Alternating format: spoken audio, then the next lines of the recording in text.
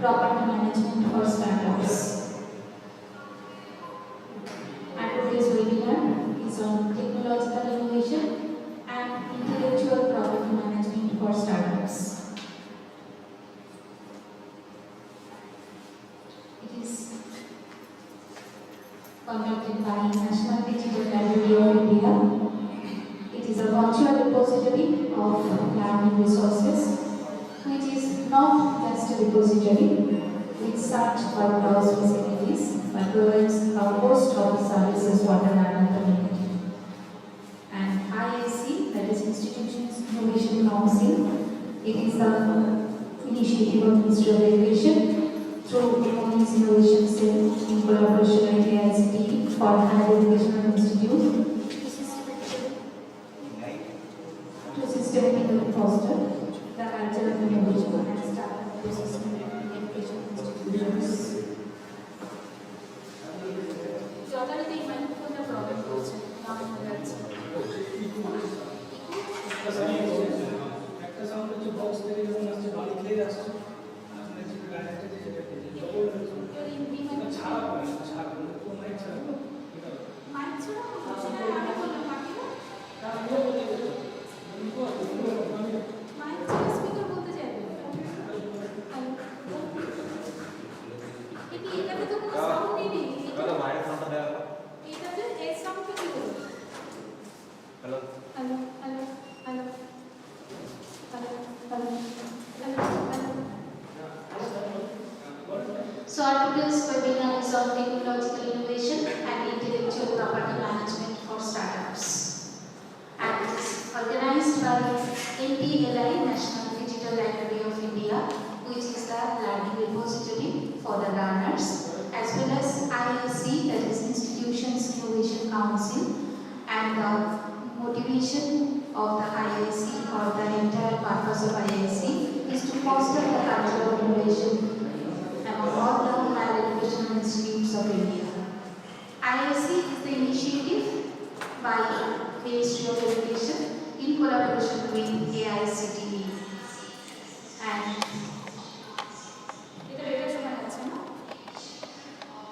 আপনি বলুন না পড়ে যাচ্ছে, মানে সাউন্ডটা পড়ে যাচ্ছে। হ্যাঁ পড়েই যাবে।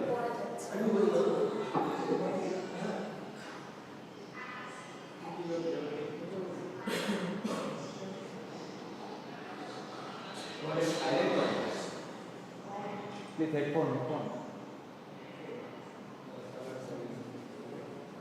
National Digital Library of India.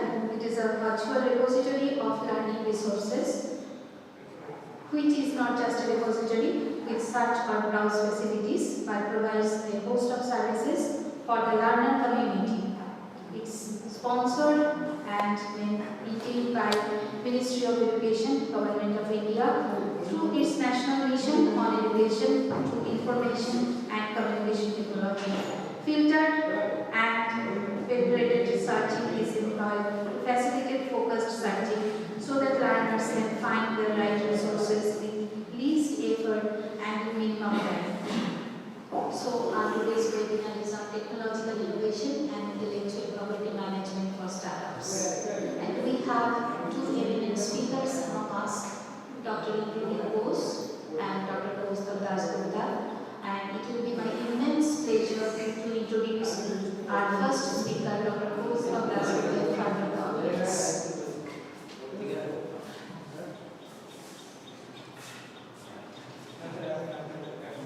এই মাইক্রোফোনটা তাহলে বলতে হবে, অডিয়েন্সটা চলবে না।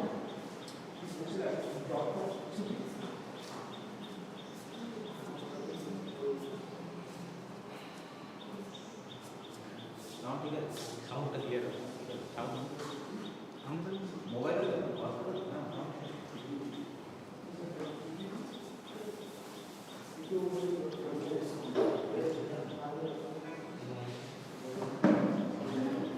বুঝেছিস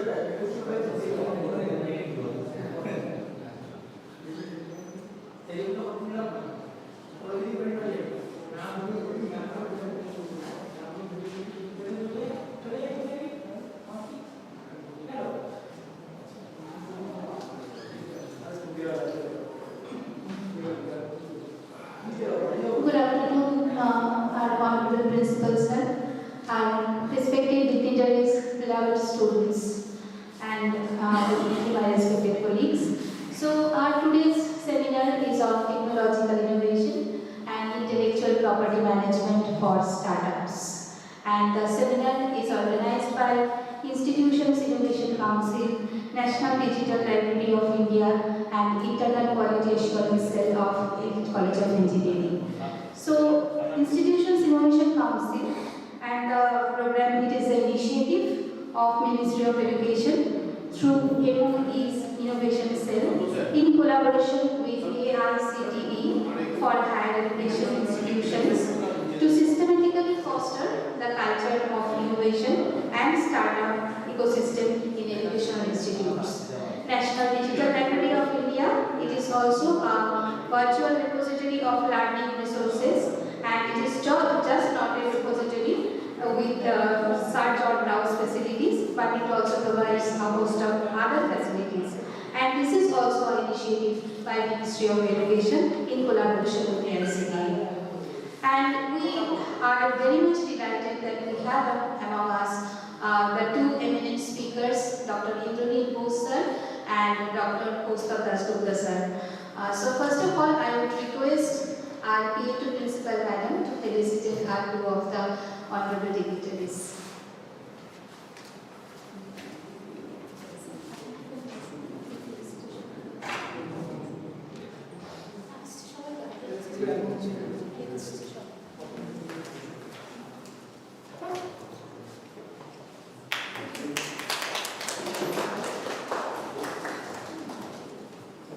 Dr. Kaustav Dasgupta is being felicitated by our PA2 Principal Madam. Dr. Indranil Bose sir is being felicitated by our PA2 Principal Madam and our honorable Principal sir.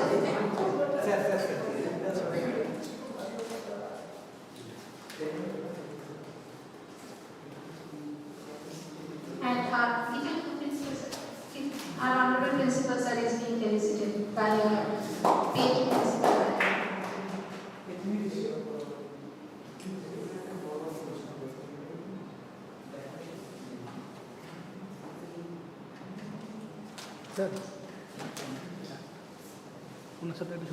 So it's my pleasure to call upon the dais the first speaker of this session, Dr. Kaustav Dasgupta.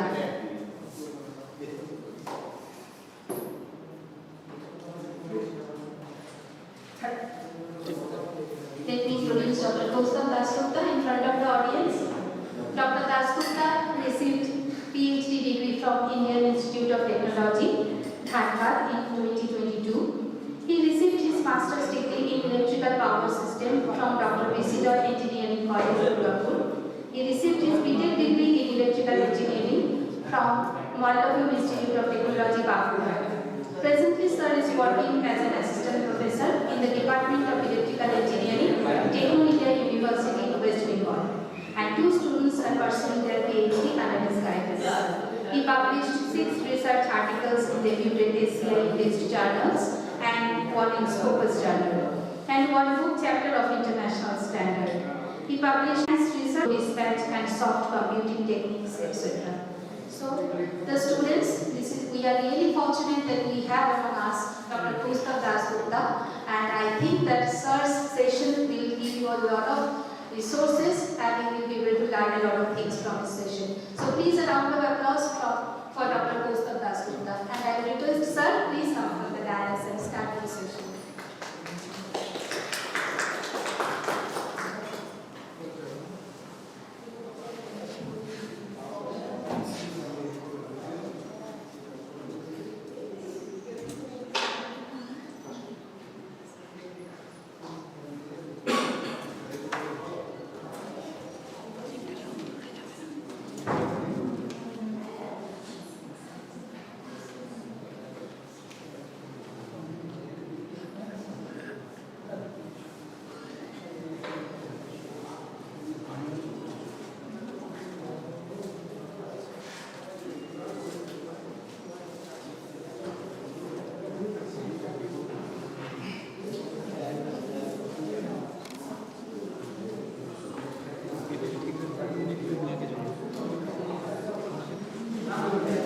Good afternoon, all respected dignitaries, faculty members of LTI College, and dear students. First of all, I want to express my gratitude to organizing committee for inviting me here. So here I discuss on innovation strategies for dynamic load dispatch and hydrothermal scheduling problems. That topic is to be discussed here.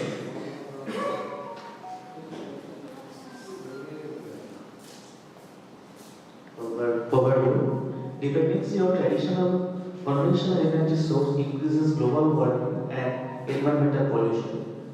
Demand is increased due to upgradation of science and technology.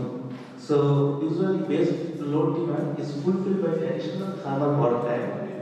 Fossil fuel is reliable source, but running cost of the power generation is very high and increases the pollution level of environment. The majority of traditional power is generated from fossil fuel. This results in massive emission of carbon dioxide, sulfur dioxide, nitrogen, all of which pollute atmosphere. State of environment is polluted. So there has been attention for emission control over environment pollution caused by fossil fuel energy and enforcement of environmental regulation.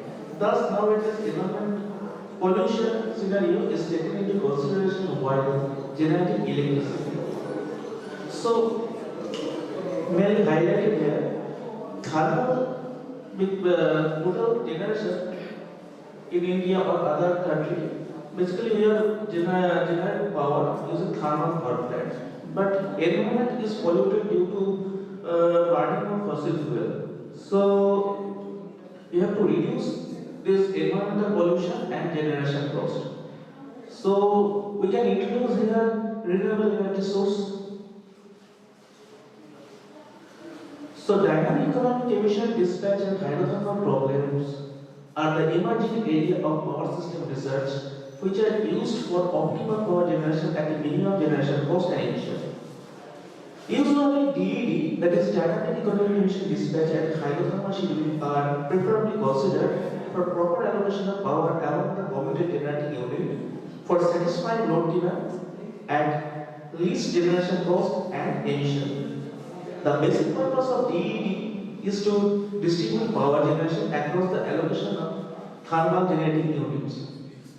Basically, dynamic load dispatch, that means demand of 24 hours. So, that demand has been distributed among the commuted generating units. Here, for the DED problem, only thermal plants are considered, And for STS problem, hydro and thermal both are considered. Generally, the generation cost of hydropower is considered zero in a hydrothermal power system. Furthermore, the hydro plant can fulfill supply the load requirement on its own. Now, that means that a much water as special existent reservoir should be utilized for hydropower generation in order to reduce overall cost of thermal generation while meeting the different limitations. However, in recent years, power systems have become huge and complicated to achieve this best solution for DET and STS are one of the major concerns for researchers. And recent different methods of the power generation is being tried to find out on the basis of the limited conventional source like renewable energy like wind and solar that are considered with conventional sources like thermal. That renewable sources are considered with thermal power generation plant for fulfilling load demand. So maximum 30% of load demand can be provided by renewable energy source. So these non-conventional sources are integrated with thermal and hydrothermal units to satisfy the scheduled load demand by which emission and generation cost will be further reduced than the traditional hydrothermal coordination. If you survey literature, the primary object of most hydroelectric and thermal power projects is to find the optimal strategy for maximizing overall generation benefit. The same may be visualized as standard constant mathematical optimization problem. Over the past year, various algorithms, various subcomputing techniques have been used to optimize generation cost and emission and combine cost emission. In recent times, different renewable sources are considered for minimizing cost emission of generation. See that Jaman et al. Introduced wind energy and solar energy with traditional thermal power generation and proposed a new model that is a solar thermal and wind thermal. Hybrid GA and D. GM means genetic algorithm, D means differential evolution. Were applied to solve problems of DET, solar thermal, wind thermal generation.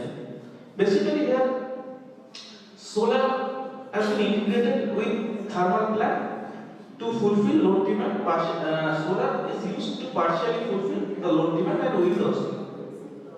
And this generation cost can be minimized by proper utilizing different subcomputing techniques like here Jaman et al.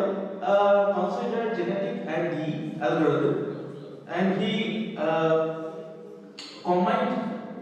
produced a hybrid algorithm that is GAD algorithm to get better result.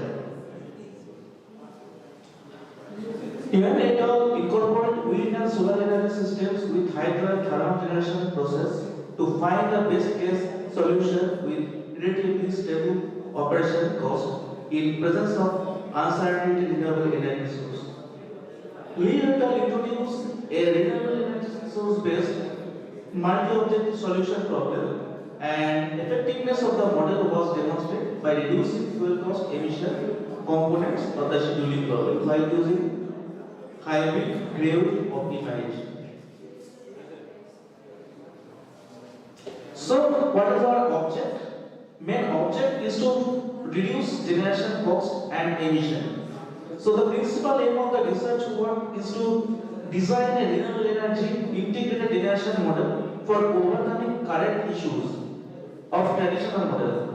What is current issue? That is the excessive generation cost and environment is polluted due to burning of fossil fuel, and greenhouse gas also can be reduced by proper utilizing renewable energy source.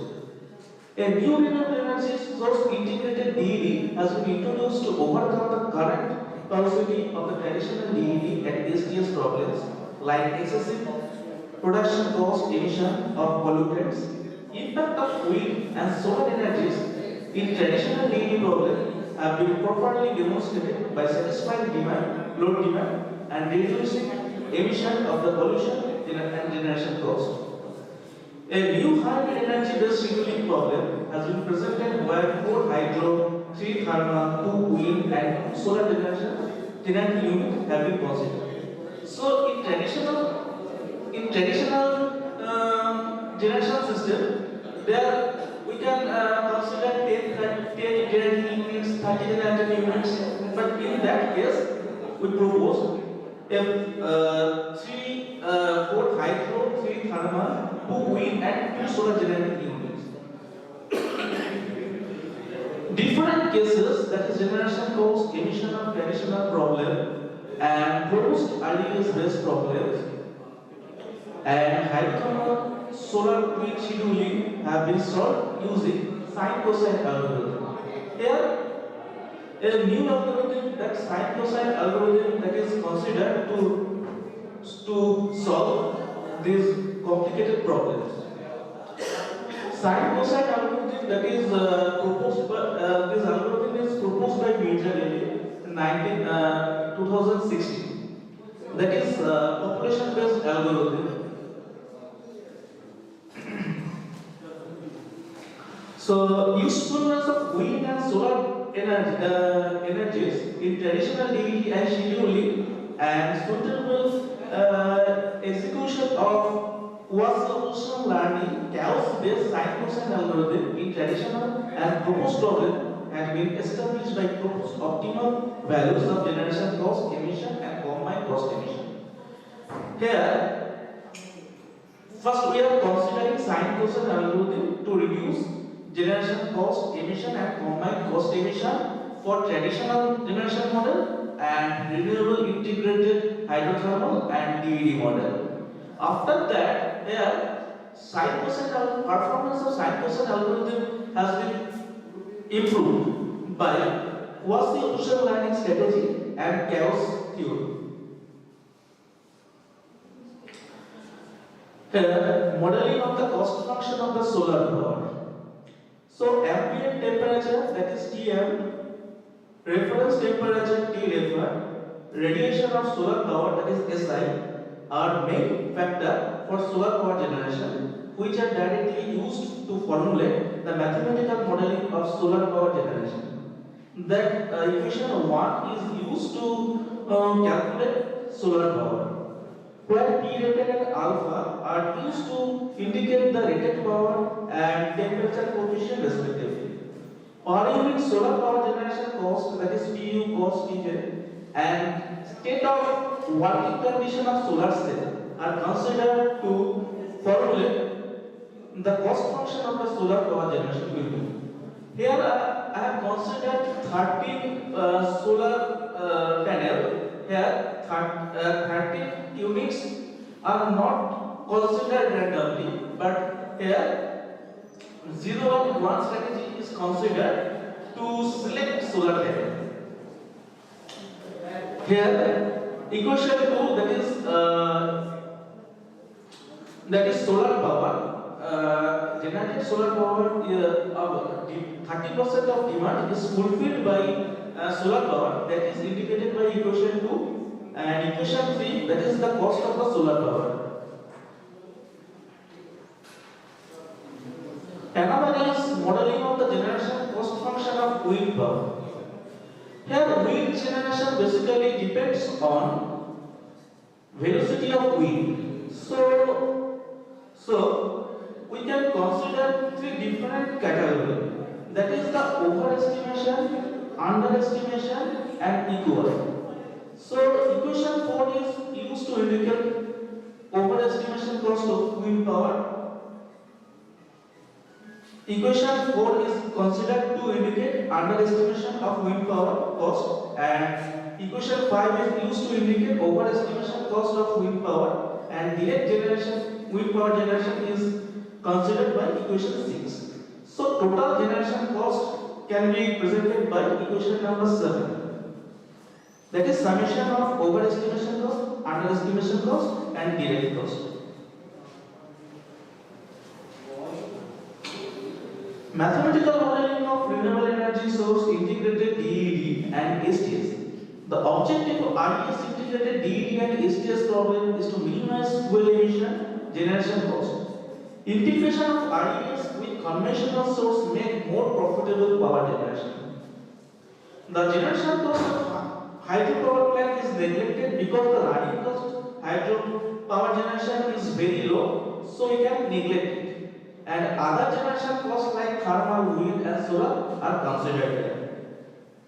Optimum cost is determined for thermal, wind, solar power generation units. The generation cost of thermal power is maximum as compared to wind and solar. Emission is generated from burning of fossil fuel. So the main object of this problem is to minimize fuel cost and emission by properly utilizing non-conventional energy source like wind and solar plant for the generation while fulfilling load demand and different generation constraints. So this is equation 8, that is the cost of generated thermal power, and that is represented by equation 8. And equation 9, here wind and thermal both are considered, so that cost are calculated using equation number 9. And equation 10, here thermal, wind and solar 3 units are considered, so it is represented by equation 10. Cost of thermal, wind and solar are calculated using equation number 10. The cost function of thermal power plant has been presented by equation 11, that is A, B, P plus C, P square. That is a quadratic function that is considered to calculate thermal power generation cost. And another, that is equation 11, that is modified by considering sinusoidal part, that is valve in thermal plant. That valve is open and closed, that is that can be changed, but it is represented by using equation number 12. The mathematical representation of thermal power, thermal plant emission may be formulated as equation 13, and here equation 14 is used to represent combined cost emission. Here Y, that is price variety factor, that is the weightage factor. Here, that Y is considered to convert the buying objective function to single objective function. Constants, that is generated power is equal to demand power. So that is represented by equation 15, and equation is in equation 16. Here, transmission loss is considered. That is for DED without wind. And equation 17 and 18 here, wind is considered with DED model. So DED means dynamic economic emission dispatch with wind energy. That means wind is integrated with thermal plant. So here total demand is fulfilled by thermal and wind power generating units. And equation 18, transmission loss is considered for that proposed system. For DED with wind and solar, here wind and solar both renewable sources are considered with traditional generation model, that is D generation model, and that is represented by 19 here. See that thermal generation plus wind generation plus solar generation, that equals to demand power. And equation 20, that is thermal, wind, solar, that generated power is fulfilled, it fulfills demand power, and also transmission loss is also considered. For HTS problem, here thermal, hydro and demand, that is considered, that means demand is fulfilled by thermal and hydro plant. And equation 22, here transmission loss is considered. So here thermal and hydropower generating power is same as demand and loss. For hydrothermal with wind power generation, here that is hydro, and that is the wind power, that is fulfilled demand power. So demand power is fulfilled by thermal, hydro and wind. And next equation 24, here transmission loss is considered. So demand is fulfilled by thermal, hydro and wind. In this case, here wind and solar both renewable energy sources are considered with hydrothermal scheduling problem.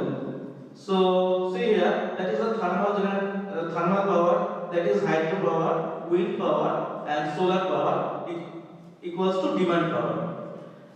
And equation 26, here transmission loss is also considered.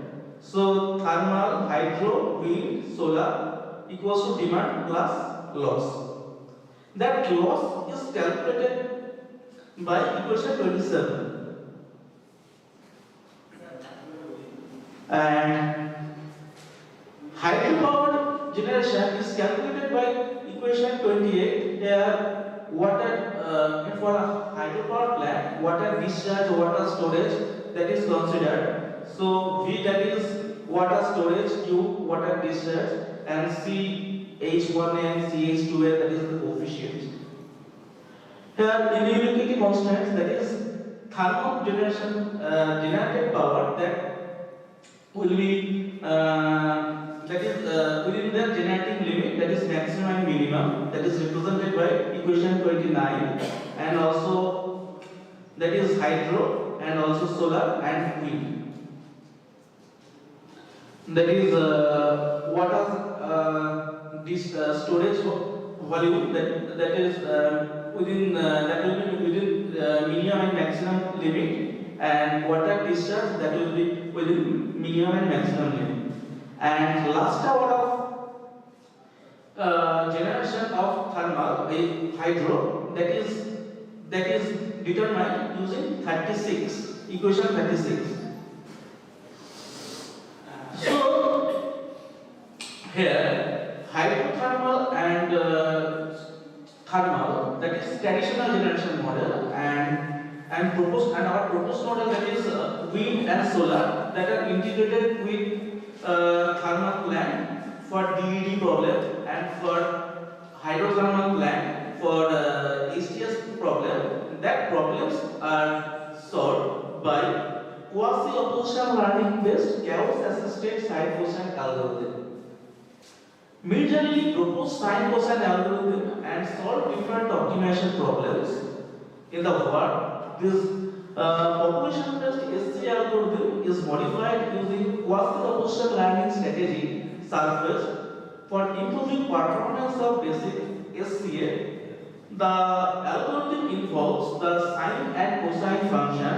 It is used to update the initial set of population to find the better result on basis of fitness value.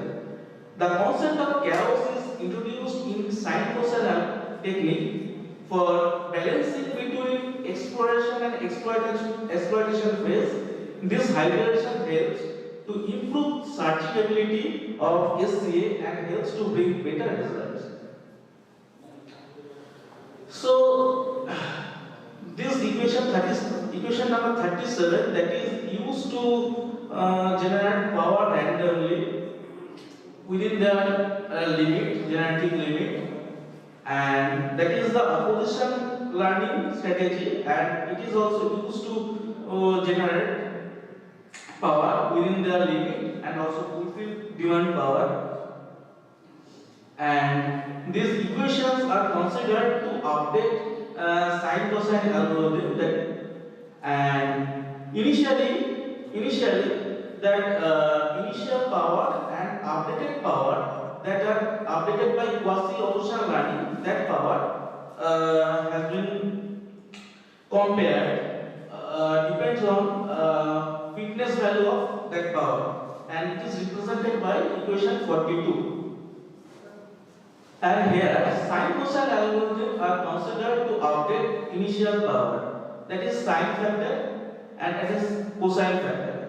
That equation is used to update initial power, and that cosine equation that is used to update initial power. After that 47 and 48 equations are compared according to R4. That is, if R4 is less than from 0.5, then we are considering that sine part, otherwise it will be cosine part.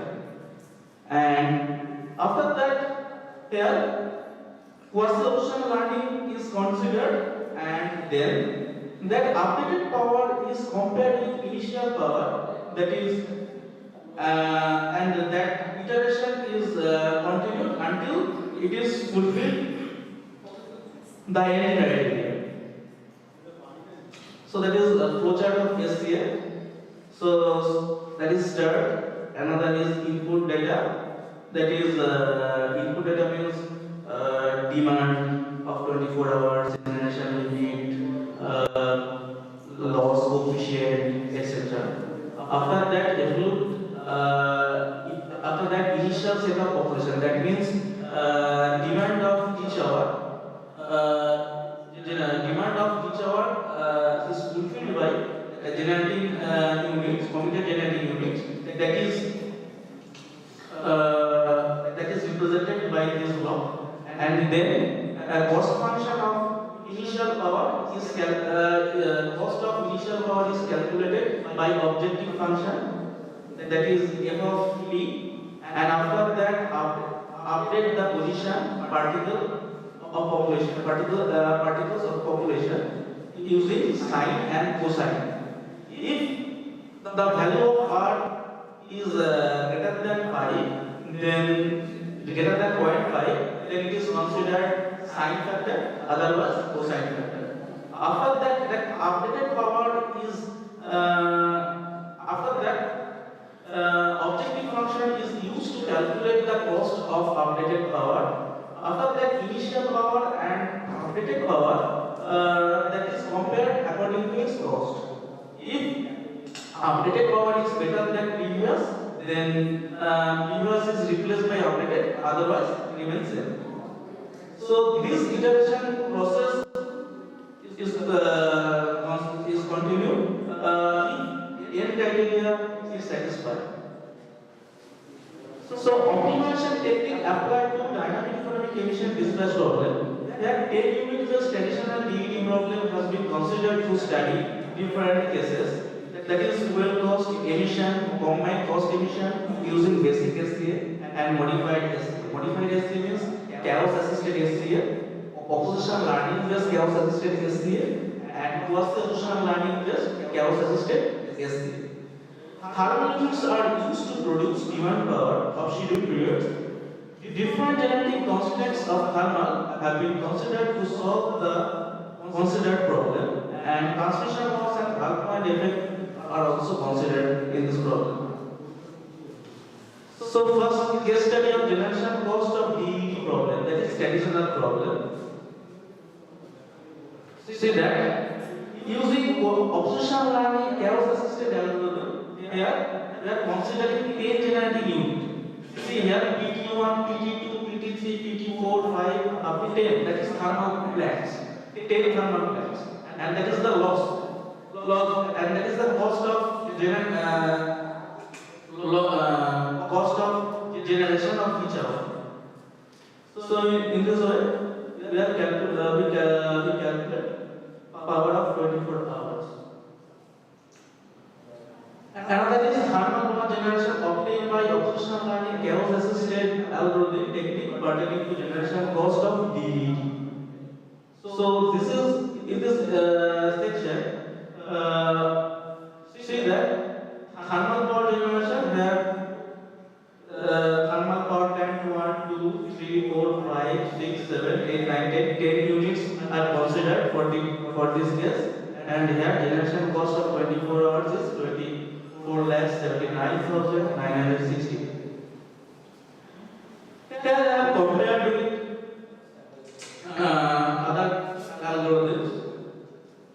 proposed results with other algorithms. That is, what's the optional learning based chaos assisted sine algorithm that is proposed better result, that is 24,79,916 generation cost.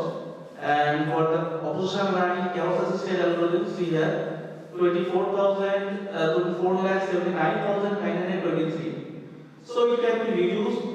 So you can reduce generation cost, and that is the convergence behavior. Here I have considered 100 iteration, 100 number of iterations. See here, that is the generation cost. It is reduced. So convergence behavior of generation cost of additional DDE has been presented in figure 2. The effectiveness of chaos and conservational learning in SCA is established by its proposed optimal generation cost and convergence probability. For DEP problem, optimal value of generation cost has been found by conservational learning based chaos assisted sine algorithm in between 23 to 27 iterations. See here, at 23 to 27 iteration, we have got optimal value.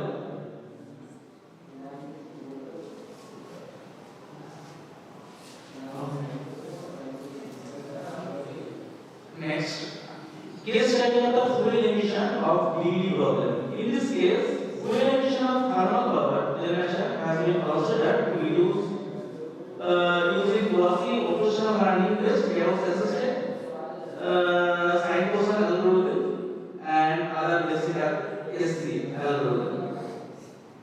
Here, see that optimal emission of traditional thermal plant, that is 2,98,448 pound per day, and that is here. This problem is solved by optional learning based chaos assisted SCA, and here was the optional learning based chaos assisted SCA. And this is convergence behavior. Convergence behavior of emission function of DD problem has been shown in figure 3. Optimal emission has been obtained at 26 iteration for was the optional learning based chaos assisted algorithm. See here, where we have got optimal value at 26 iteration. After that, it is straight. So that is the comparison results. Next, combined emission of DED problem. Here, these same algorithms are considered to solve this problem. That is comparison. Case study. Here see that optimal combined cost and emission, that is 2,98,898, that is emission, and that is 25,16,894 Here cost and emission both are combinedly reduced by optimization techniques. Consider optimization techniques. There optimal emission for DD problems, that is optimal combined cost emission, that is found by optional learning chaos assisted algorithm, oppositional learning based chaos assisted algorithm, chaos assisted side SCA, and WM is Weld algorithm. Weld algorithm is also considered here.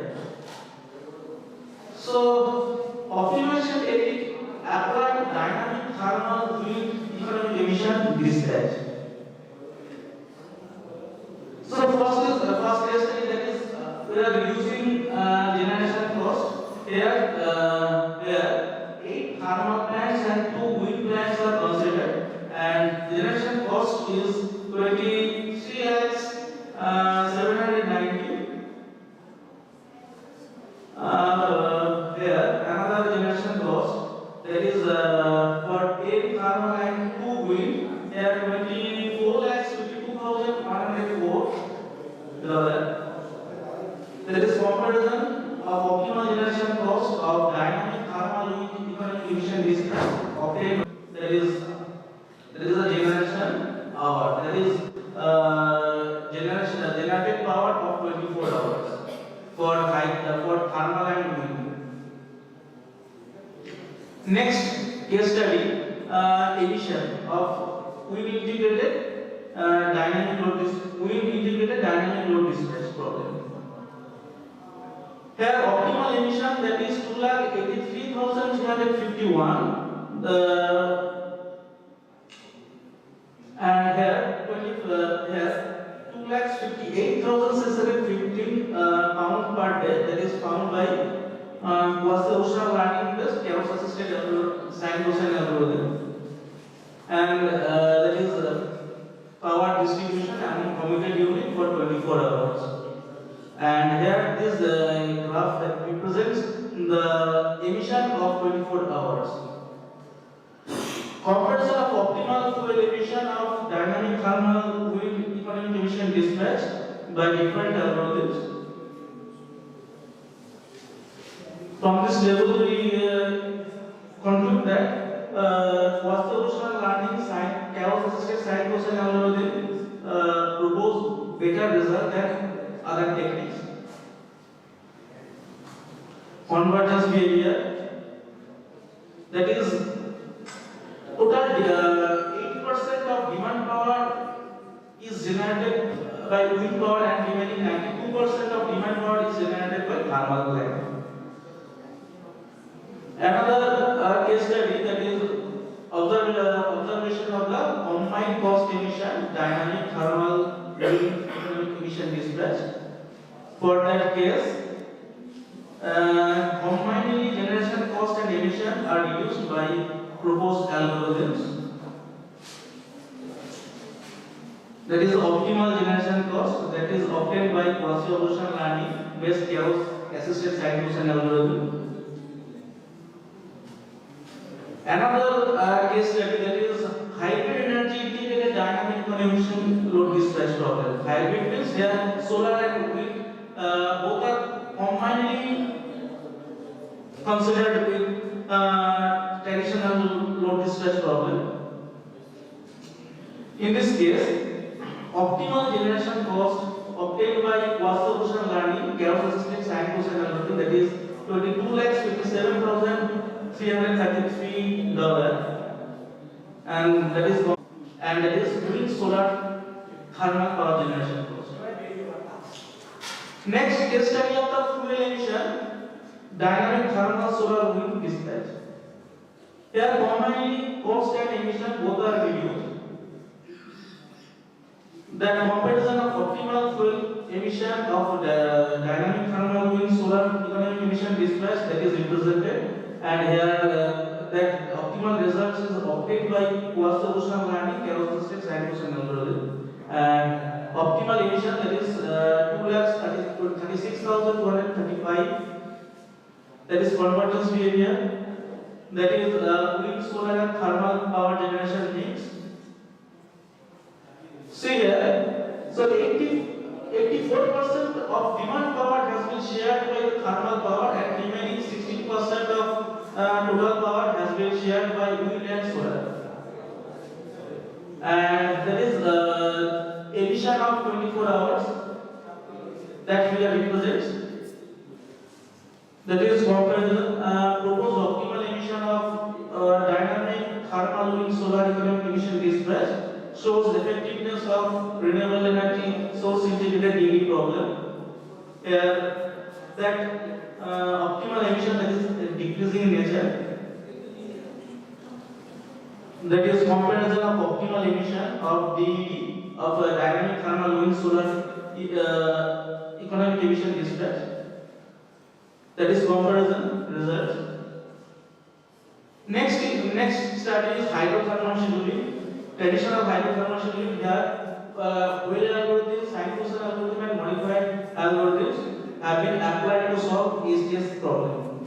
So that is case study for economic load scheduling. Here only cost has been focused and here only cost has been reduced. So that is the graphical characteristics of water storage volume versus time period pertaining to economic load scheduling. That is convergence behavior of generation cost of hydrothermal scheduling. And that is optimal fuel cost of hydrothermal scheduling using SCA. Another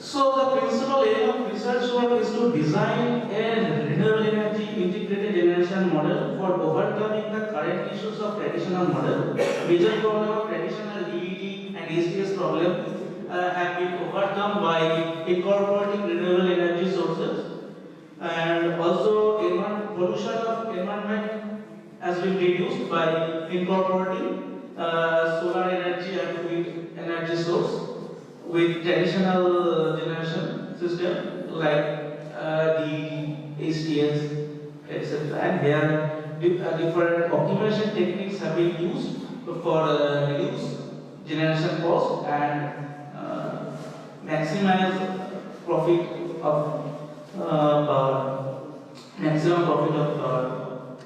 So different control parameters of SCA have been properly utilized to balance the exploration and exploitation phase, leading to find out the near globally optimal solution. So SCA, other drawbacks of other algorithms that can be overcome by SCA, and here optimal result shows effectiveness of SCA, CSCA and Quasi-Evolution learning based chaos assisted SCA. References. And on this topic, I published research article in different SCI journal. Thank you.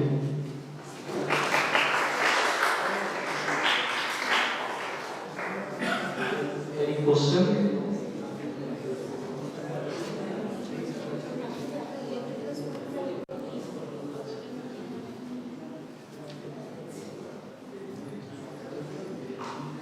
Thank you so much, sir. Thank you for this wonderful session. Students, do you have any question from electrical background? Anyone's there? Okay. Thank you so much once again, sir, that you have spared your valuable time for this session. And thank you once again for coming to our college. Thank you, sir.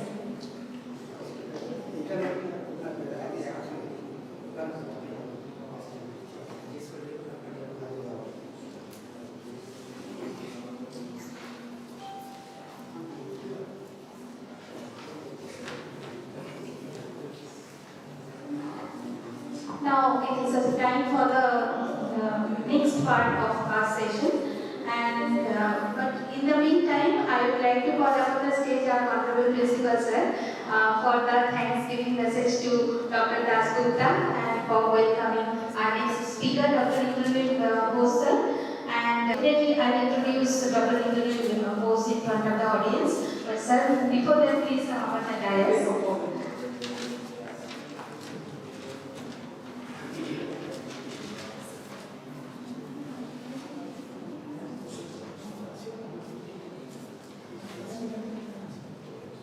Good afternoon. Already the speaker has been introduced by Madam. Only the thing I want to address the students, and the speaker just now has speak lot of the PowerPoint presentation about the conventional and unconventional energy and renewable and non-renewable energy. And they have shown the thick studies on the thermal, solar and wind. Now can you tell me which one is the conventional and which one is non-conventional energy? Or renewable, non-renewable? He has mentioned the term of the renewable, non-renewable and conventional, non-conventional. Important aspect I am asking the student particularly whether solar energy is a conventional or non-conventional. Solar energy is a conventional or non-conventional.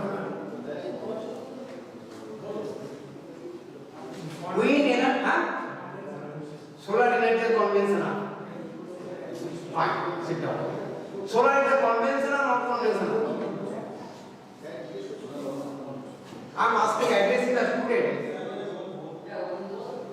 Solar, you are telling solar is a convention. It is renewable or non-renewable? Solar is a renewable. It is a conventional. Fine. Sit down. Then I will tell. Two items is very important. Those who are the electrical, any other branch, electrical, mechanical, civil, computer science. Convenience nowadays is very important. We have the fossil fuel we are going to lose. What are the Assam coal, Dhanbad? How many days they will keep the coal? We have to use the alternate source of energy, either solar or tidal or wind. How many days? We have to use the sustainable. That's why it has come to sustainable development. You have to keep the resources to the future generation. You cannot consume all the items what are available in the universe, all the minerals, all the fuel, fossil fuel. You cannot consume today. You have to keep the sum of the items for the future generation. That is called a sustainable development. And some of the items you have to go through renewable, non-renewable, and conventional and non-conventional items of energy. That's just. Though he has a lot of thesis, lot of conversion he has made, lot of equation he has developed, the deed and self. But you have to know this thing very nowadays, very important topic about the conventional and renewable source of energy. With this, and I also, madam, will call upon the our eminent speaker is very renowned speaker, Indranil Bose. He has a lot of, already he has been introduced by the madam. So, madam, I please you come with this thing. Please you come, and I hand over mic to you. Yes, sir.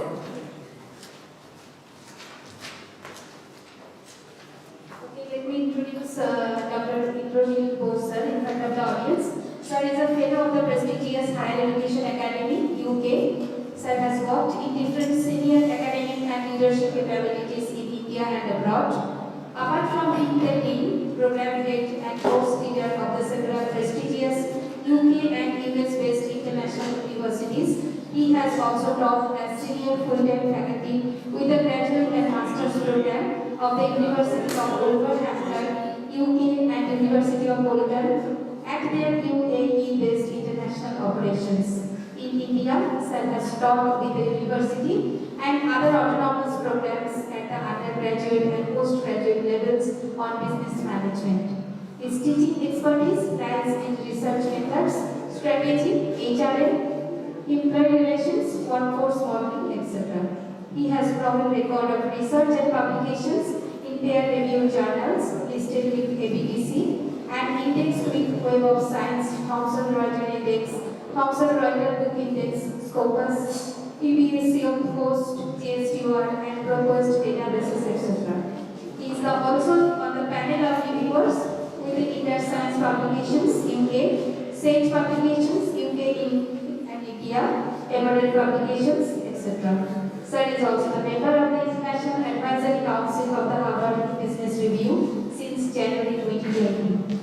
In his present role at the Advanced University, Kolkata, Sir has been assigned the responsibilities to advise and coordinate with the Chancellor's Office on framing and implementing quality policy of the academic curriculum and academic delivery. So, I request the audience, please give a big round of applause for Dr. Indranil Bose, sir. And I request sir, please start the session.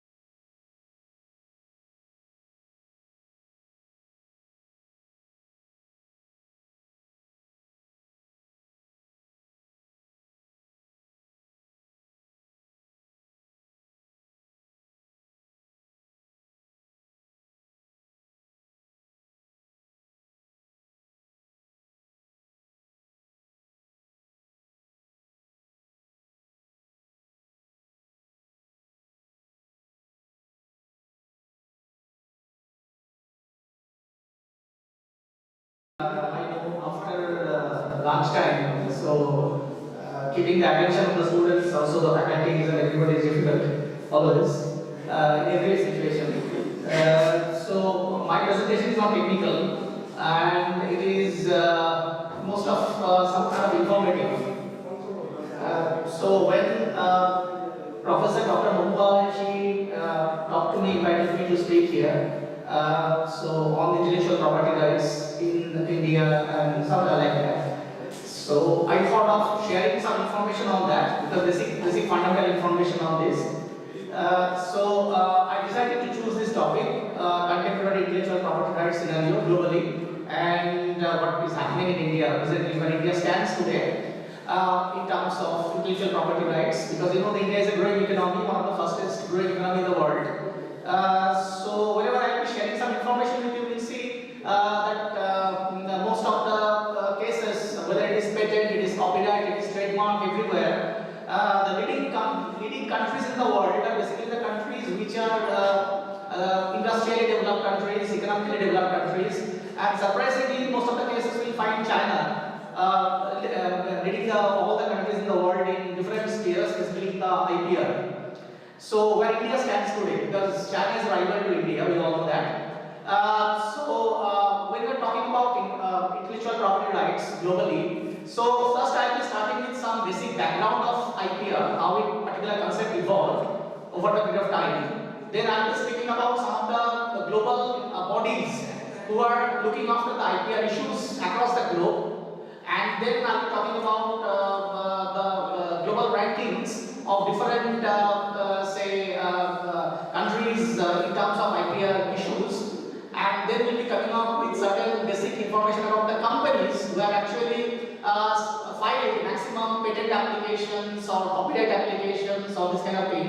And then finally, where India stands today. So I'll be trying to make it a little bit informative and interactive as well. So when we are talking about this thing here, as I mentioned, I have classified divided the entire presentation into three categories. One is evolution of intellectual property rights concepts, then intellectual property, the global scenario, and then definitely Indian scenario. Now, when we go for the evolution of intellectual property rights, we have to go back to history, basically. So the concept of the basic essence of intellectual property is that whatever you are inventing, whether it is any literary thing or anything which is music, any technology, any process, whatever is that, okay? So whether the ownership of the particular thing lies with somebody, okay? So that's a very important part. So when we go for this particular concept, the evolution of the IPR in the world has evolved and reflect the culture and the civilization and the history of that particular time. So it's very interesting. So when you go for the first time, it is when I was preparing the slides also, and I was going through certain available literature on internet and everywhere. So you see the first thing is that 6000 BC. You understand that 6000 BC. Jesus Christ came like 600 বছর আগে. Okay, so you understand that. So the point of this thing is this thing, rise of intellectual property originated from the time, this time. And why? Because see the granted year-long exclusivity for bakers. Bakers means যারা bakery বানায়, যারা রুটি বানায়, ঠিক আছে খাওয়ার। So you can see the thing here from the Cyprus in ancient Greece, because you all know Greek and Roman civilizations are considered as the father of modern civilizations in present context. So in that particular time, first in the earliest records related to the intellectual property date back to 6th century BC, and from Cyprus. Cyprus is a place which is very near to Cyprus actually presently. Cyprus was one of the part of the Roman Empire. And in the ancient Greece later. Now it supposedly granted a year-long exclusivity for bakers to make their culinary arts in terms of making the cakes and the breads and something like that. Okay.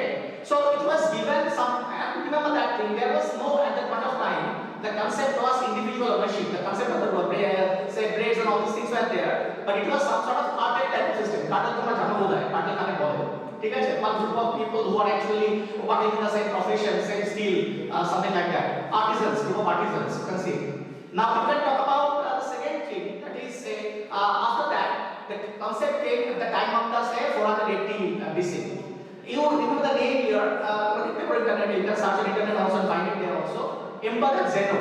He was one of the emperor of the Roman Empire. Okay, so Emperor Zeno actually at that point of time, see the concept was there, civilizational concept was there like that. see, no individual ownership will be allowed. Whatever we are creating on earth, either it is food, either it is anything, okay, the ownership lies with the God. Okay, so the concept of divinity came. So when the particular time Aphrodite received, the Emperor Zeno, he actually overthrew the concept of individual ownership. So we understand that. And most of the creative things at the point of time were not allowed to be maintained as the owned by some individual or group of individuals. So it allowed whatever we are making at that point of time, the benefit will be lying with the people.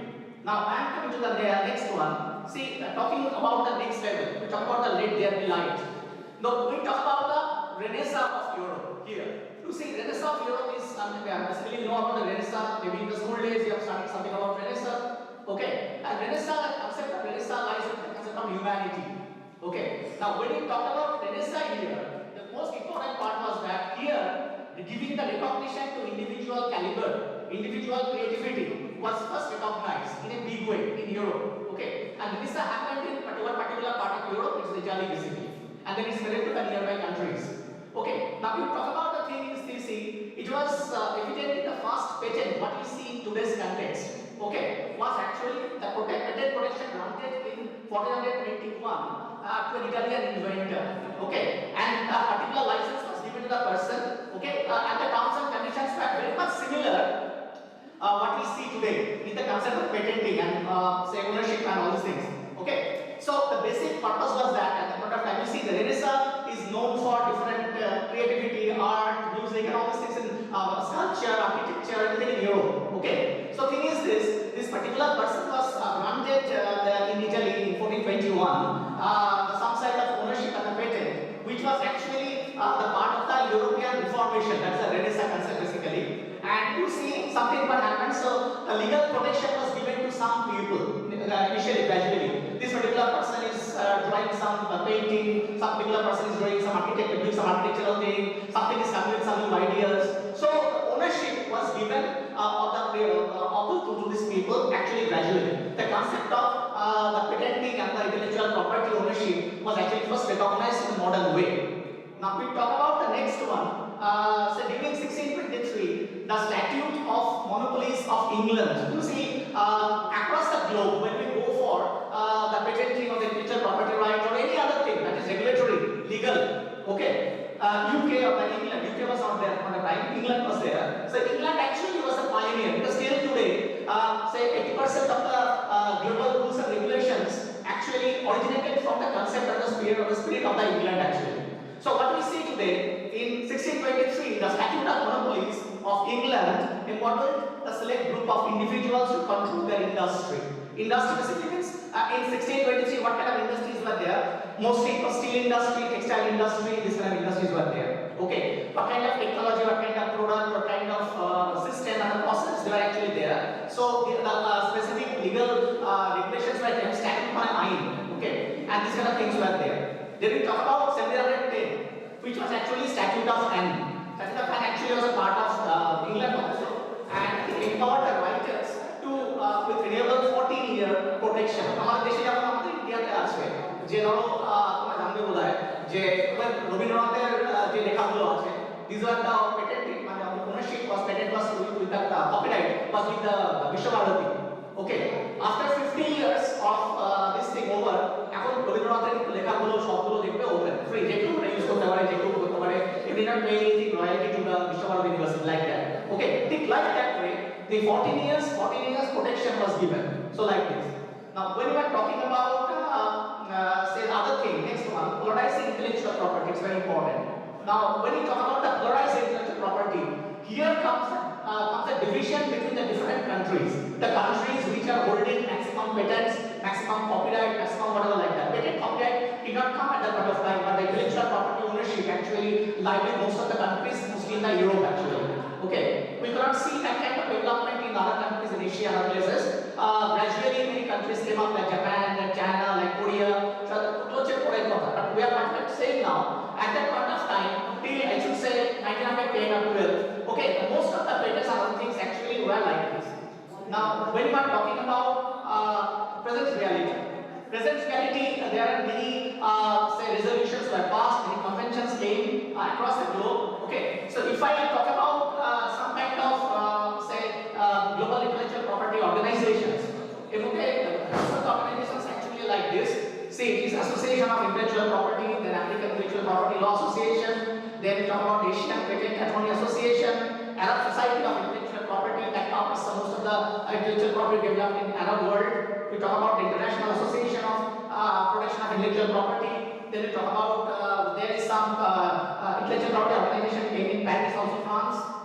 Okay. Now then China came into a big way after 1970, 75, 80 like that. So China National Intellectual Property Administration came up to cover, to train a lot of things. Okay. European Union Intellectual Property Office, which is in Geneva, in Switzerland. So that came up actually.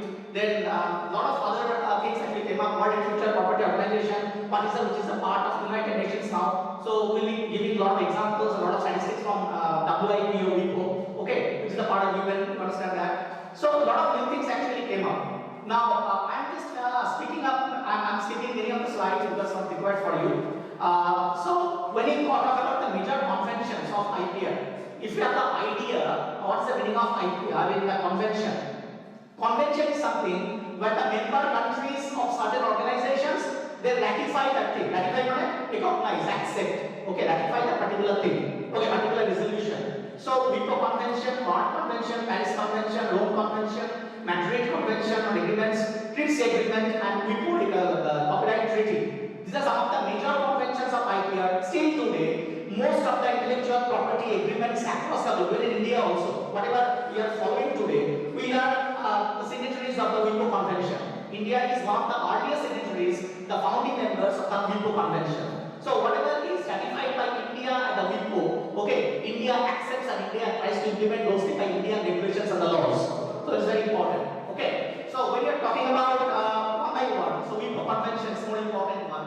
So WIPO Convention actually was established in 1970. Okay, and after being ratified in the Stockholm, there was Stockholm Convention. That's in the Stockholm, and it was decided and agreed by all the member countries around. There were around 60 countries who joined this particular Stockholm Convention. In 1967, they decided to form a particular organization, umbrella organization like WIPO, where most of the UN member countries will be joining, and they joined actually. Presently, WIPO has large number of member countries, more than 152 countries.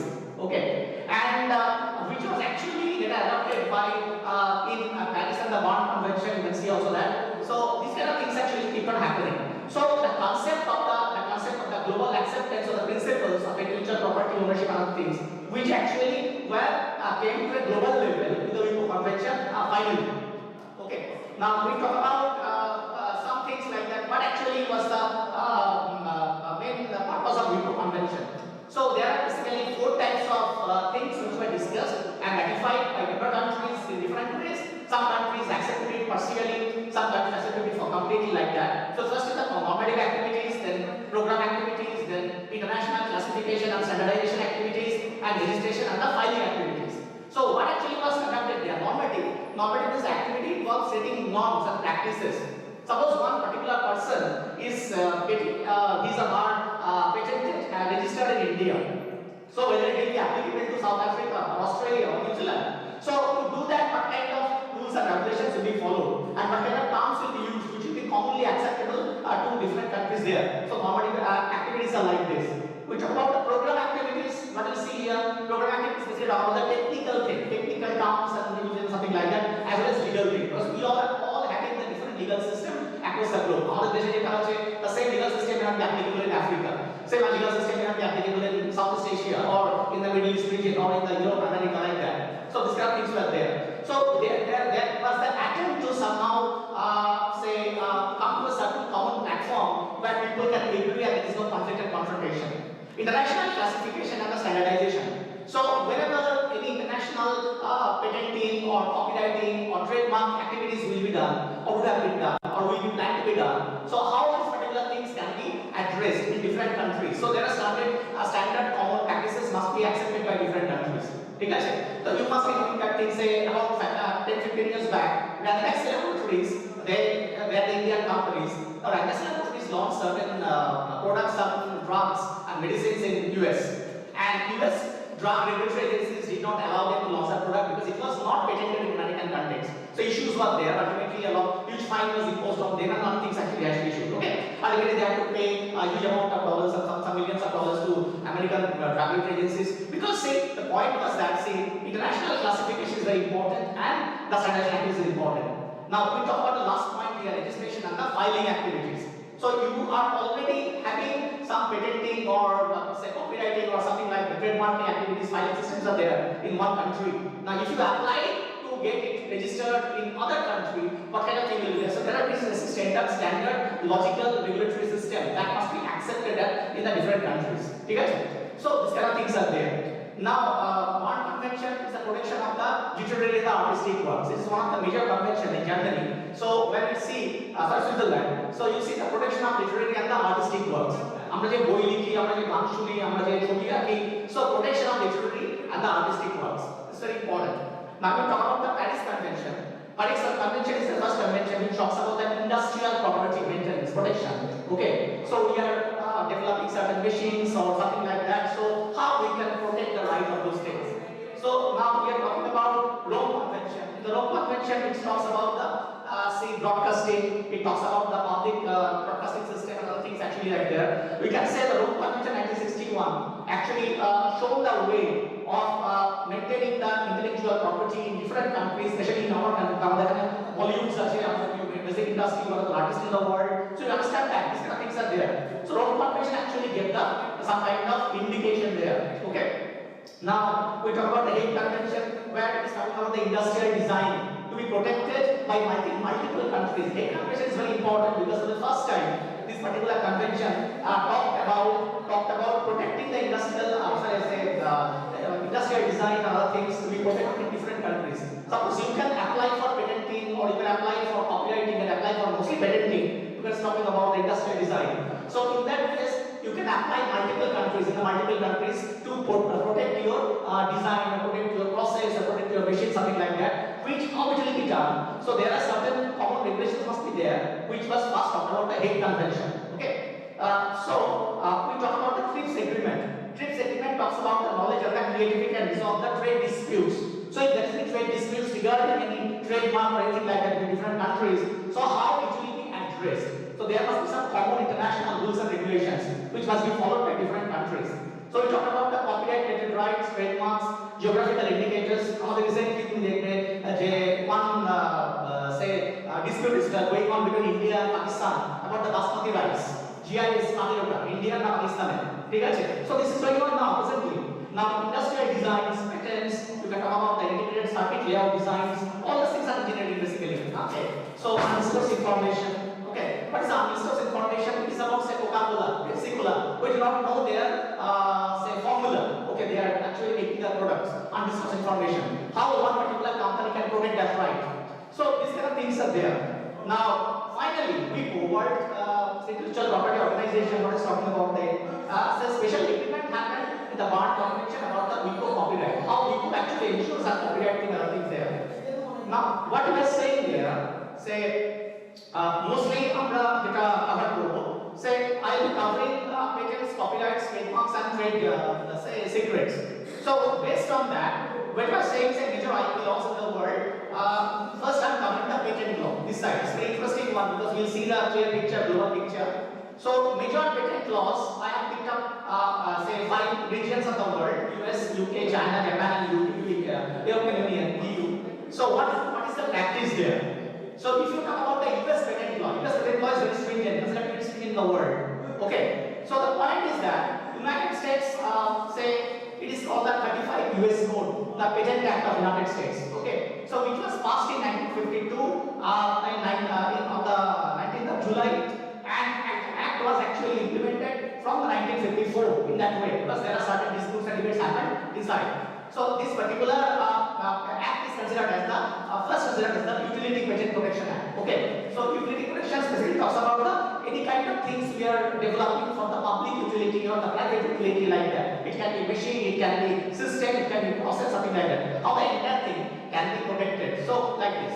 It is one of the earlier acts in the US Congress which was actually approved and by most of the American. There are 54 states in US and all these countries, all 44 states have ratified this thing. Okay, like this. Now when we are talking about the UK patent law is very important because Indian patent law has been designed in line with the UK patent law because we are the colonies of UK earlier. Okay, so UK Patent Act 1977 is the main law governing the patent system in the UK. Okay, it basically talks about the patent application, how the patent can be applied, how the patent granting process should operate. We're talking about the different bylaws which are related to the 1977 Patent Act. A lot of amendments happened later also. But the thing is this, UK actually went for the very high level of say amendments because UK decided to exit European Union. Okay, so like that. So before when the UK was a part of the European Union, they had something in their law which were in favor of the European Union thing. When they decided to leave it also, you can see here also mentioned here. So they decided to amend their laws, change their laws, correct their laws, because now they are not in line with the European Union thing. So you can see here the latest amendment to the Patent Act 1977 took place on 31st December 2019 and was made by the Patents Amendment European Union Exit Regulation. It's mentioned there. Okay. And the Intellectual Property Amendment UK Exit Regulation 2020. Okay, like this. Now when you talk about the Chinese patent law is very important because China is one of the countries which actually applied for the largest number of patents in recent years. Okay, in the world. So patent law in modern mainland China began with the promulgation of the patent law of the People's Republic of China in 1984. Coming, whatever I was saying a little bit before, that see, in most of the cases, see, China, they emerged as one of the leading player in the intellectual property world in recent years because of their economic prosperity, technological progress, whatever like that. See, you see here the patent law of People's China, which was passed in 1984 in a proper shape way. So this law was modeled after the patent system of the civil law countries. Civil law countries means see European Union, UK, US, these are the countries which are civil law countries. And particularly Germany and Japan, they followed it. Okay. Now, whatever we are saying here, Japan's patent law. Japan has two major patent laws, Act number 121 of 1950 and Act number 121 in 1959. So these are the acts which are passed. Okay. And the Japanese patent laws have talked about different process to regulate the patenting system, how to resolve the disputes between different companies, how the Japanese can or even non-Japanese can apply for patent in Japan, something like that. So there are a lot of things actually happen. Now we talk about the European Union patent laws.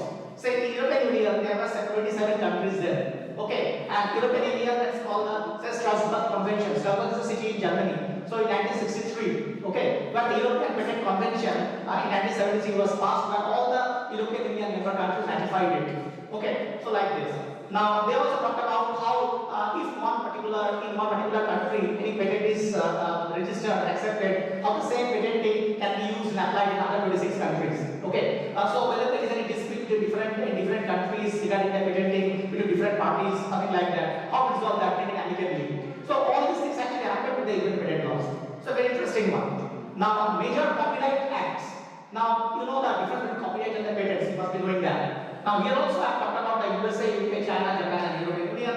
So here we talk about the US patent, US copyright laws. Now United States copyright law is basically is the chapter 1 through 8 and 9 through the 12 of Title 7 of the United States Code. Code means there is no specific separate act for the copyright act. For the copyright in US, but it's a part of certain previous acts where these particular provisions have been added. Okay, like that. So it was a part of 1976, which are little amended later. Now we talk about the UK Copyright Act. Again, it is very important for India because we have a lot of similarities with the UK Copyright Act and Indian Copyright Act. The principal legislation of Copyright Act was found in the Copyright Designs and Patents in 1988. Okay, this was some kind of amendment of the existing Patent Act where the provision of the copyright legislation and the legal authority has been added. Okay, you can see there. And we talk about the Chinese Copyright Act. Here also, we talk about the People's Republic of China. They actually came in the Standing Committee, National Congress, because they are parliaments for National Congress, on February 26, 2010. Because there was no separate specific Copyright Act addressing the copyright issues in China before that. Now, we talk about the Japanese Copyright Act. It was 1899 law, where the specific provisions of the copyright in Japan, which will be governing the copyright issue. Discussed and ratified in the Japanese Parliament. Okay, like that. Now we talk about the European Union copyright law. Now in the case of the European copyright law, this was basically about say same way all the member countries of the European Union how they will be accepting the copyright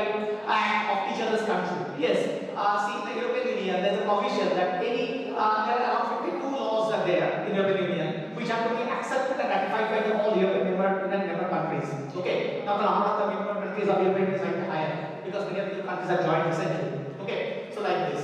Now we talk about the Trademark Act. Trademark Act is basically US, UK, China, and the European Union. So here US Trademark Act is very specific, which was basically about the logos, names, symbols like that. And a simple example, like the logo of the Coca-Cola, Pepsi-Cola, okay, logo of the American cars, and all these things are actually protected by the United States Trademark Act. Understand that? Okay, you cannot do it.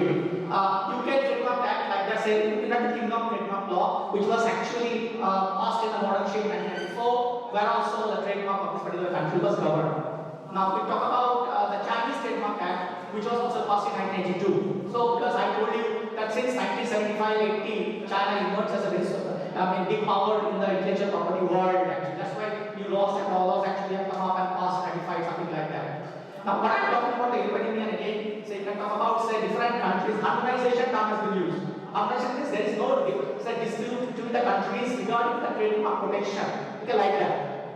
Now, when we are talking about the global IP filing activity, say in 2022, total number of patents filed. This information has been taken from the website of the WIPO. You can see it there. It's free of cost. You can open it easily. So WIPO statistical data is March 2024. So total number of patents filed in 2022 is 3.5 million across the globe. 3.5 million. If you go for the utility models, it is 3 million. Trademark filing applications have been done 15.5 million. So you can see the number of the trademarks is very high. And industrial design is 1.5 million. I mean, very reasonably. Now we talk about the other things like that. See global IP filing activity here. So if you look at this, around 85% of total IP filing activity in 2022 were from China. Okay, I told you like that. Followed by the US, Japan, Republic of Korea, and say European Union, EPO, and other countries like that. So you talk about the countries with the highest number of patents in 2022. You can see the total number of patents highest is actually held by in a country like China. Total number is given there, followed by US, Japan, Republic of Korea, European Union, followed by India. India number 1, 2, 3, 4, 5, 6, 7. So India ranks 7th actually globally. Okay, followed by Germany, Canada, Australia, and Russian Federation. This information is also taken from the WIPO website. Okay. Now you talk about the top technologies for patent applications from different countries. If you look at this particular thing, say the electrical and the machinery and apparatus and energy sector, China stands third in the world, where Japan stands first in the world, and Republic of Korea first and third. This is 2022. If you go for the computer technology things, China stands second, US stands first as usual. Okay, then Japan starts second, and Republic of Korea stands third. If you talk about the digital communication, the maximum number of patents filed actually from China in the terms of digital communication. That means computers are, mobile technology or other things like that. Okay, we talk about the USA stands third, Japan stands third, and the Republic of Korea stands second. If you go for the medical technology, definitely here comes the USA stands second, and Germany stands second, and like that. Okay, so when you are going through these things, now coming with an important information. Companies who have filed the highest number of patent filing in the world in 2022 from China, Huawei Technologies Company Limited. Wait, okay, American China has a dispute on Huawei actually. Okay, you talk about the Huawei Technology Group Company Limited, Contemporary Amplexx Technology Private Limited. Okay, Company Limited. Oppo mobile phone we all use actually in India. It's widely popular, sold actually. Even they were the one of the endorsers of Indian cricket team, Oppo. Oppo Mobile Telecommunications Company Limited. So you can see these kind of companies actually find the maximum number of patents in 2022. Followed by Korea, Samsung Technology Electronics, and LG, all the brands name. Japan, Mitsubishi, and LG Electronics. US, say it's Qualcomm Incorporated. In Sweden, it's a big name there. I cannot pronunciate like this, so like this, things are there. Okay. Now we talk about the intellectual property offices are handling the most trademark filing activity. In 2022, 62.5% all trademark filing activity measured in the class counts occurred in IP offices in China, followed by US, India, Turkey they are calling now, and the European Union. So China alone accounted for 48.3% of the global trademark filing activity, and primarily from the Chinese residents, their own people. Okay, so then followed by you can look at this here also again. So where the trademark filing activity is the highest, say against China, followed by US and India. Then India's ranking is little better third. Okay. Now we talk about which countries are the biggest users of the Madrid system. What is the Madrid system?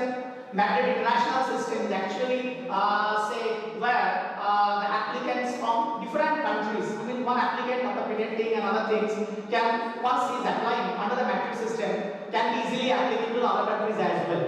Okay, so maybe I am filing a case, filing a patent application or application in India, and that application procedure everything will be applicable to many other countries who are the signatories of the Madrid system. So I will not apply separate, you can say the exemption sort of thing there. Okay, like this.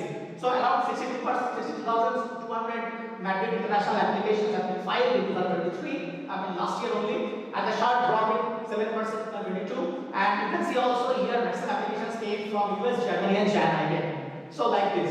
Okay. So when you talk about what are the top industries of the Madrid framework filing from different countries, research and development, say US, it's talking about the ranks first. Then Germany also, China also, France also, UK also. Then talk about the healthcare system. We talk about the second is US, third is China, second is France. So this way we can look after this.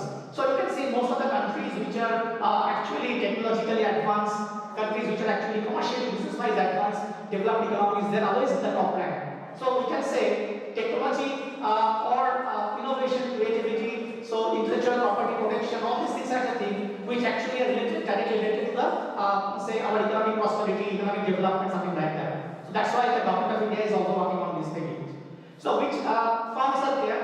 So which actually led the Madrid International Trademark filing. So it's about the BMW and see over here something Berlin Chemie, so Germany, followed by L'Oréal, that's for France. Then followed by Mizuno Corporation and Sesgio Corporation in Japan, European Union, Eurogames Technology, Bulgaria. So Novartis, you all know that Novartis medicines are sold in India. Okay, Switzerland, then Huawei Technologies, China, and followed by Apple. You all know these things are the countries which actually filed. So you can see all the countries actually have the global presence, multinational presence. L'Oréal product are also available in India. You go for the Novartis, available in India. Huawei, available in India. Apple, all of that. Okay, so like this. Now, when we are talking about different things here, say most design filings. Now, around 1.5 million designs were contained in applications filed in 2022 last year. So, out of that, 75.6% were based in China again. Okay, the leaders, followed by European Union, Turkey, UK, and Republic of Korea. So these are the countries which actually, one fine thing is there, the many of the Asian countries are doing pretty well here. Okay, like this. Now in 2022, the IP address, IP office of China received applications containing more than 798,100 designs. Okay, it was followed by European Union, then Turkey, and then UK and the Republic of Korea. So you can look at this information. I will share with this. So now we talk about the biggest users of the Hague system. Okay, multicultural, multi-country system. 25,340 designs in the Hague applications were filed in 2023, which actually increased a little bit above the previous year. Again, which is actually here Germany is the leading country, followed by China and the US.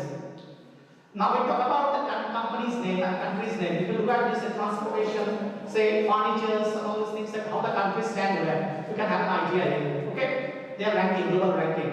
I'm coming to the interesting part, which are the firms, companies who lead the Hague International Design filings. Samsung Electronics, LG Electronics, Korea, Sensor common companies that we find many places. So Dr. ING and something like Germany. Procter & Gamble is a very common name in India also. There are a lot of Procter & Gamble factories there in India, Capital also. So it's a US company. Then Beijing, Xiaomi is a mobile phone, you all know that. It's a Chinese company. Then you talk about the Netherlands-based Philips. Then the company Philips is a very well-known name in Indian households. You can talk about the Jellicut Limited UK. You talk about the Harms, say Cellier, it's a France. I don't know what to say actually. Okay. So these kind of things are there. Now we come to the Indian side, our own name. Say we are got a pretty idea, fair idea where the India stands in the global ranking regarding patent, intellectual property rights, or things like that. So what we are saying is that Indian Intellectual Property Acts are there. Trademark Act 1999. What's the purpose of this act? Regulates the registration and the legal protection of the trademarks in India. Copyright Act 1957, which was passed earlier, which regulates the registration and the legal protection of copyrights. Design Act 2000, it it talks about the governance and registration of the protection of India. Industrial design definitely is very important because India is now one of the leading countries in innovation and creativity. So design protection is very important here. Patent Act 1970, which was amended in 2005. So it governs the registration and the protection of the patents.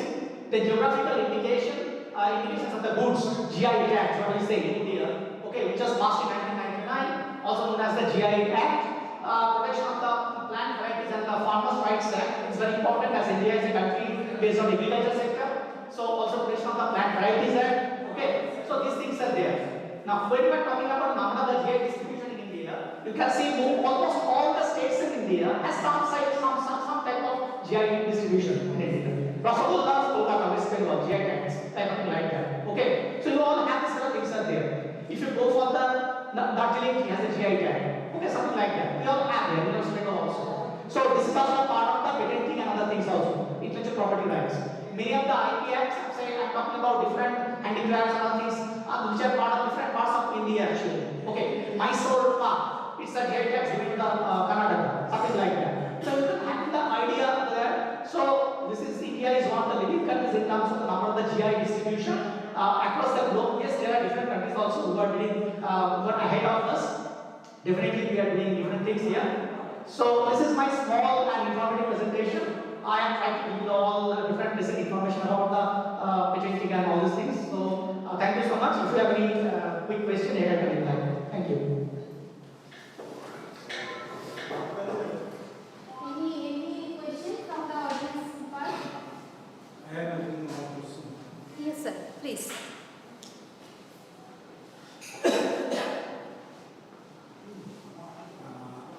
Good afternoon, sir. Thank you. Just I am having one small question. You just spoke about the matrix system of trademarks. How it is different from other international trademark conventions or systems?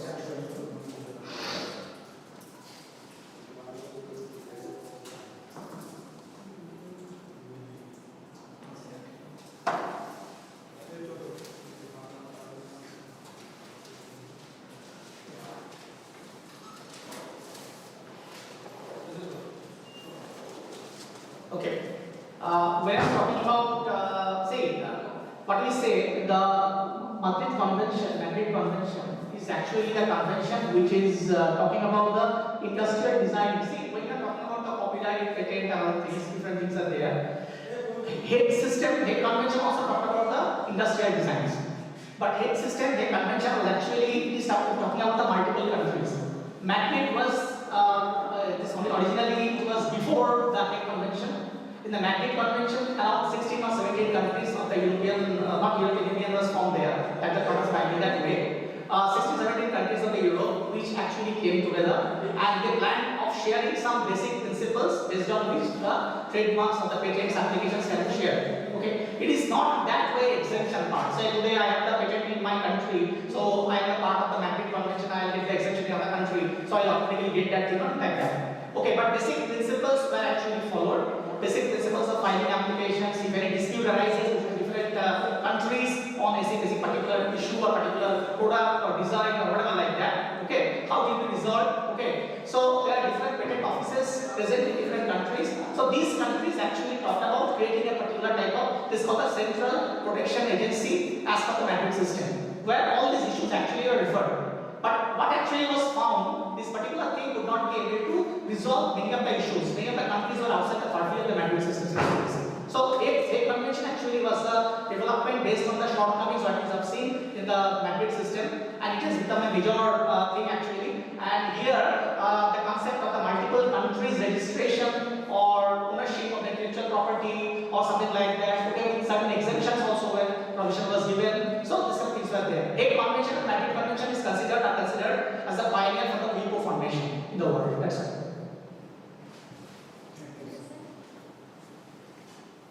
Thank you.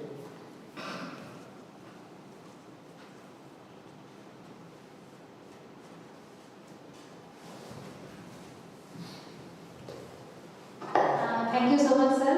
The session was really brief, but it was completely full of information, I must say. Though the number of audience is very few, but I think the entrepreneurs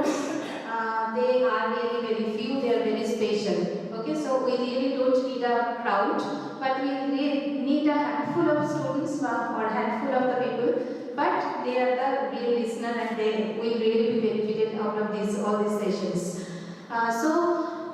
At last, I would like to request the Vice President of IAC, Dr. Krishna Hajra ma'am, to give a little token of appreciation on behalf of Vedic College of Engineering to Dr. Indra Bose sir. Ma'am, please.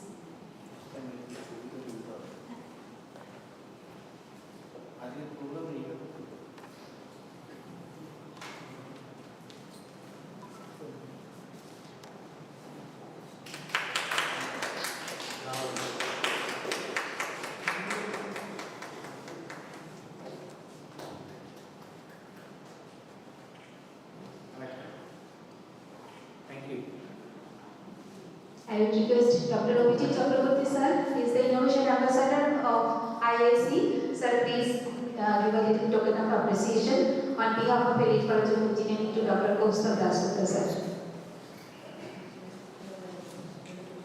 सामने सामने ही अच्छी हाँ बस बस बस madam इसको मार्च करना दाना ना साइड दाना हाँ हाँ हाँ ठीक ठीक करेक्ट थैंक यू सर আচ্ছা আমরা সবাই একটা গ্রুপ ফটো একটু তুলে নেব সবাই চলে আসো স্টুডেন্ট যারা আছো প্লিজ ম্যাম আসুন স্যার আসুন স্যার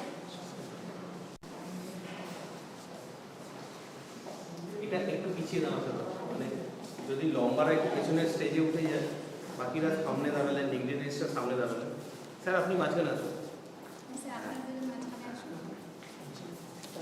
তোমরা একটু স্টেজে পেছনের স্টেজে উঠে যাও এসে গেছে আচ্ছা স্যার আপনারা তো আসুন আমি আসবো চলে আসবো স্যার আপনি একটু পিছিয়ে যান স্যার হ্যাঁ একটু পিছিয়ে যান। আপনি একটু পিছিয়ে যান স্যার অভিজিৎ স্যার আপনি একটু এদিকে আসুন হ্যাঁ আপনি এটা ইয়ে করে নিন, আমি চলে যাচ্ছি শুধু এখানে একটা ছবি করে দিচ্ছি স্টিল করে হ্যাঁ রেডি আছে স্যার আসুন আসুন আসুন